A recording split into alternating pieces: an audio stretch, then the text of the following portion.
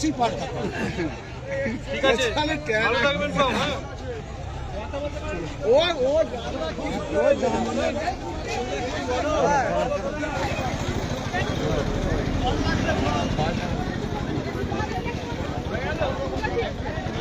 নাম ঘোষণা হওয়ার পর দেখা যাচ্ছে যে আপনি প্রচারে বেরিয়েছেন। আজকে দেখা যাচ্ছে যে তৃণমূল কংগ্রেসের প্রার্থী তালিকায় পার্থ হাজারের নাম আপনার বিরুদ্ধে ঘোষণা হয়েছে এবং তৃণমূল কংগ্রেসের প্রার্থী তিনি বলছেন যে 50,000-এরও বেশি ভোটে এবারে বিজেপি বিধায়ক বিমান ঘোষকে হারাবে। কি বলবেন? এখন ঘুমের মধ্যে আছেন, ঘুমের মধ্যে আছেন। বলুন, ইলেকশন আগে যেন ঘুমটা অন্তত ভাঙবে। তাহলে ইলেকশন কেটে যাবে, ঘুম ভাঙবে, তখন একদম ওপর থেকে নিচে পড়বে, ঠিক দিলীপ যাদবের মতো। আরও ভয়ঙ্কর খারাপ অবস্থা। হ্যাঁ, আমি ওই কথার উত্তর দিতে চাই না, একটা কথাই বলি।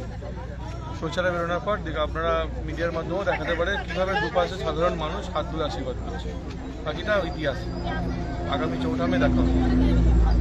কোথায় প্রচার করলেন আজকে সত্যপুর এলাকায় প্রচার হলো। আমাদের কার্যালয় থেকে শুরু করেছিলাম, একদম সিনেমাতলা বকুলতলা এলাকা, প্রায় 2-2.5 কিলোমিটার আমরা হেঁটে হেঁটে। কতটা সাড়া দেখছেন? মানুষের বিপুল সাড়া, দুদিকে দাঁড়িয়ে আশীর্বাদ করছে। স্থানীয় তৃণমূল নেতারা বলছে যে ভূমিপুত্র আসন টিকিট পেয়েছে, ভূমিপুত্র কি জয়ী হবে, কি বলবেন? আমি আর এই কথা উত্তর দিতে চাই না। 4 তারিখ দেখা। চল, জয় শ্রীরাম। আরো কথা বলার চেষ্টা করবো যে সমস্ত মহিলা কার্যকর্তারা রয়েছে।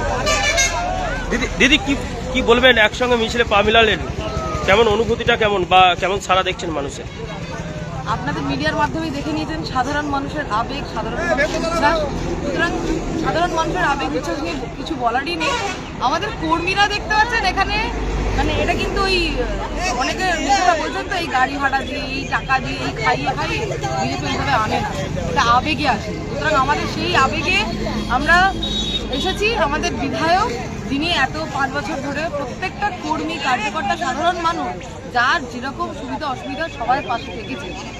সুতরাং আমাদের বিধায়ক যিনি ছিলেন তিনি পুনরায় আমরা পেয়েছি। আমরা ভীষণ আপ্লুত, আনন্দিত, গর্বিত। কি নাম দিদি আপনার? আমার নাম অঙ্কিতা মালিক, মন্ডল।